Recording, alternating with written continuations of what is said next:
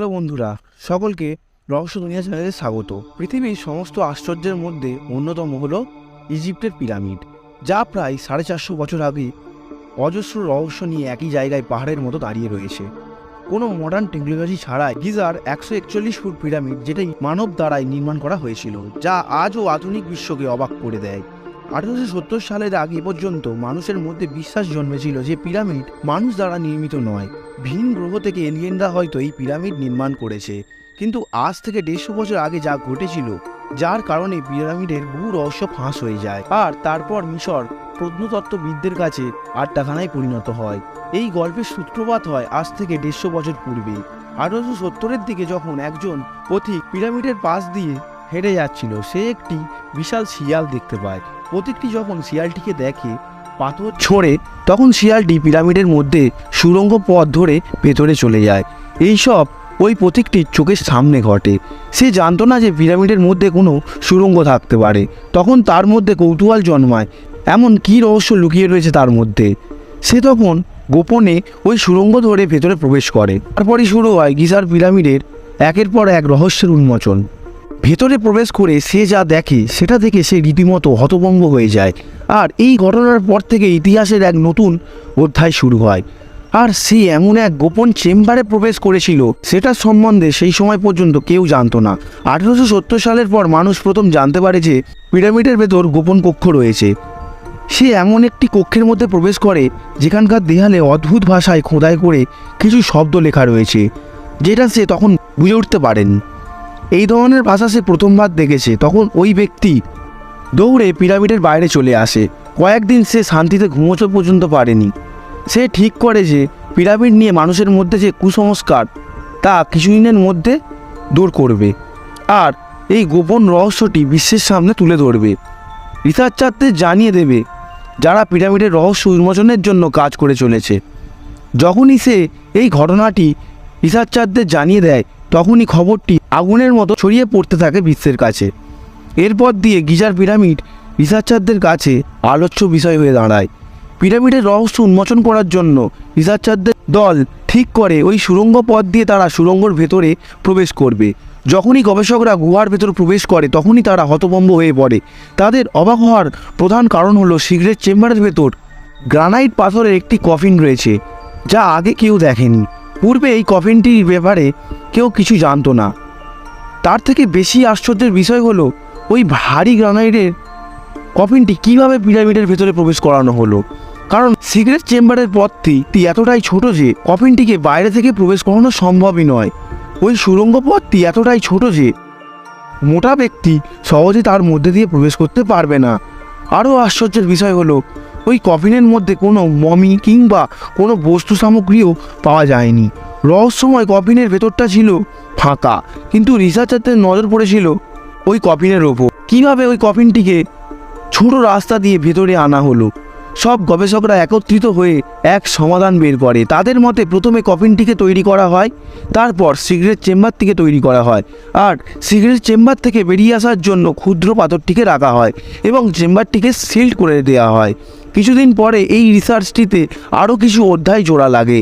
যখন সিক্রেট চেম্বারের নিচে মানুষের কঙ্কাল দেখতে পায়, তারা কঙ্কালগুলো দেখে তাদের কৌতূহল আরও বেড়ে যায়। তারা কখনো ভাবতেও পারেনি যে পিরামিডের ভেতরে মানুষের কঙ্কাল তারা পাবে।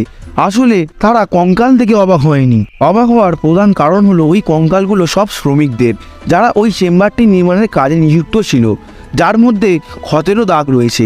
এই কঙ্কালগুলির মধ্যে কিছু কঙ্কাল রয়েছে যাদের দেখে বোঝা যায় এই শ্রমিকদের চিকিৎসা করাও হয়েছিল। কঙ্কালের ওপর রিসার্চের জন্য গবেষকরা আরও একটি টিম তৈরি করে। অনেক রিসার্চের পর তারা একটি সিদ্ধান্তে আসেন, পিরামিড তৈরির সময় শ্রমিকরা কেউই কৃতদাস ছিল না। তারা রাজমিস্ত্রি, ইঞ্জিনিয়ার সহ প্রায় 1 লক্ষ শ্রমিক সেই পিরামিড তৈরির কাজ করেছিল। এরা সবাই ইজিপ্টেরই নাগরিক ছিলেন। তাদের উপযুক্ত পারিশ্রমিক দিয়ে রাখা হতো। যদি পিরামিড এলিয়েনরা তৈরি করতো, তাহলে পিরামিডের ভেতরে মানুষের কঙ্কাল পাওয়া যেত না। এই রিসার্চ সেই মানুষদের চোখ খুলে দেয় যারা ভাবতো যে পিরামিড এলিয়েন বা আধ্যাত্মিক শক্তি দ্বারা তৈরি, অথবা বিদেশ থেকে কৃতদাসদের বন্দি করে পিরামিড নির্মাণ করা হয়েছিল। এই রিসার্চটি পিরামিডের 2টি রহস্য উন্মোচন করলেও বিজ্ঞানীরা একটি প্রশ্নের উত্তর কোনোভাবেও খুঁজে পাচ্ছিলেন না।